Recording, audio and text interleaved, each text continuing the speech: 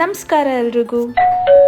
ನೆನ್ನೆ ವ್ಲಾಗಲ್ಲಿ caste iron ತವನ unboxing ಮಾಡಿದ್ವಿ. ಸೀಸನ್ ಮಾಡದೆ ಯಾವುದೇ ಕ್ಯಾಸ್ಟ್ ಐರನ್ ತವನ ಯೂಸ್ ಮಾಡೋದಕ್ಕೆ ಬರೋದಿಲ್ಲ. ಮೊದಲು ವಾಟರಲ್ಲಿ ಈ ತರ ಚೆನ್ನಾಗಿ ವಾಶ್ ಮಾಡಿ, ನಿಮ್ಮ ಹತ್ರ ಯಾವುದೇ ಸ್ಕ್ರಬ್ಬರ್ ಇದ್ರು ಎರಡು ಕಡೆ ನೀಟಾಗಿ ಈ ತರ ಹಚ್ಕೊಳ್ಳಿ. ಅದಾದ್ಮೇಲೆ ಒಂದು ಬಟ್ಟೆ ಅಥವಾ ಟಿಶ್ಯೂ ತಗೊಂಡು ಒಂದ್ ಸ್ವಲ್ಪ ನೀರ್ ಇಲ್ದಿರೋ ತರ ಒರೆಸ್ಕೊಂಡು ಎರಡು ಕಡೆ ನಿಮ್ಮ ಹತ್ರ ಯಾವ ಆಯಿಲ್ ಇದೆ, ಲೈಕ್ ಸನ್ಫ್ಲವರ್, ಕೋಕೋನಟ್ ಆಯಿಲ್, ಯಾವುದೇ ಆಯಿಲ್ ಇದ್ರು ಈ ತರ ಎರಡು ಕಡೆ ನೀಟಾಗಿ ಸವರ್ಬಿಟ್ಟು ಸ್ಟವ್ ಮೇಲೆ ಇಟ್ಟು 10 to 15 ಮಿನಿಟ್ಸ್ ಚೆನ್ನಾಗಿ ಕಾಯಿಸ್ಬೇಕು. ನೋಡಿ ಈ ತರ ರೆಡ್ನೆಸ್ ಬರಬೇಕು. ಅಂಡ್ ಸ್ಟವ್ ನ ಆಫ್ ಮಾಡಬೇಕು. 1 hour ಕೂಲ್ ಆಗೋದಕ್ಕೆ ಬಿಟ್ಟು ಅದು ಕಂಪ್ಲೀಟ್ಲಿ ತಣ್ಣಗಾದ್ಮೇಲೆ ಅಗೇನ್ ನೀವು ಒಲೆ ಮೇಲೆ ಇಟ್ಟು ಈ ತರ ಸ್ವಲ್ಪ ಆಯಿಲ್ ನ ಹಾಕಿ ಆನಿಯನ್ ನ ತವಾಗೆ ನೀಟಾಗಿ ಸ್ಕ್ರಬ್ ಮಾಡ್ಕೊಳ್ಳಿ. ನಂತರ ನಿಮ್ಗೆ ಯಾವ ಶೇಪ್ ಅಲ್ಲಿ ಬೇಕೋ ಆ ಶೇಪ್ ಅಲ್ಲಿ ದೋಸೆನ ಹಾಕೊಂಡ್ರೆ same hotel style masala dosa ready ಆಗುತ್ತೆ. ಕ್ಯಾಸ್ಟ್ ಐರನ್ ಆಗಿರೋದ್ರಿಂದ ಜಾಸ್ತಿ ಆಯಿಲ್ ಯೂಸ್ ಮಾಡೋ ನೆಸೆಸಿಟಿ ಇರೋದಿಲ್ಲ. ಸ್ವಲ್ಪ ದೋಸೆಗಳನ್ನ ಮಾಡಿ ಆದ್ಮೇಲೆ ಏನಾದ್ರೂ ದೋಸೆ ಬರ್ತಾ ಇಲ್ಲ ಅಂತ ಹೇಳಿದ್ರೆ ಅಗೇನ್ ಆನಿಯನ್ ನ ನೀವು ಈ ತರ ಸ್ಕ್ರಬ್ ಮಾಡಿ ಅಗೇನ್ ದೋಸೆ ಹಾಕಿದ್ರೆ ಬಿಸಿಯಾದ ಮಸಾಲೆ ದೋಸೆ ರೆಡಿ ಆಗುತ್ತೆ. ಸೊ ಟೇಸ್ಟ್ ಅಂತೂ ತುಂಬಾನೇ ಚೆನ್ನಾಗಿ. ಇವತ್ತು ಮಾಡಿದ್ದೆಲ್ಲ ಇಷ್ಟೇ. ಈ ವಿಡಿಯೋ ಇಷ್ಟ ಆದ್ರೆ ಲೈಕ್ ಮಾಡಿ ಅಂಡ್ ಫಾಲೋ ಮಾಡೋದನ್ನ ಮರಿಬೇಡಿ. Thank you for watching.